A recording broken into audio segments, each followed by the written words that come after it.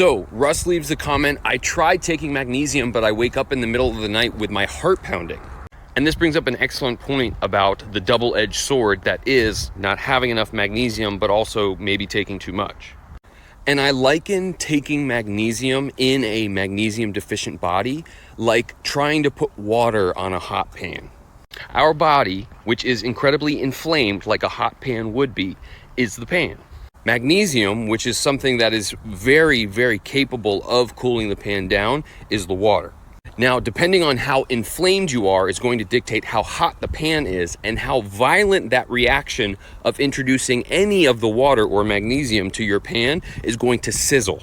Now, the heart pounding that this commenter felt, as well as some people feel GI distress, or if you put it on your skin, magnesium can actually burn if you're really deficient. That is the equivalent of putting water on a hot stove and getting that. Think about the roles that magnesium has in your typical cell function. It plays a huge role in the proper function of muscle, which is what your heart is. So if your heart muscles are used to operating at a deficit, and then all of a sudden you introduce all this new magnesium, it gets excited, and that's where you feel it in your chest.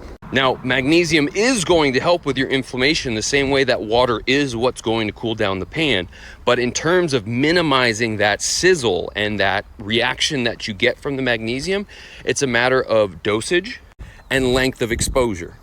So if whenever you are trying to take a magnesium supplement and you get some sort of reaction, A, it's a sign that you're probably very deficient, and B, that you just need to take a little bit less. Dilute it with more water, take it with food. And the same goes for if when you apply it to your skin, it burns, use a little bit less, dilute it a little bit more.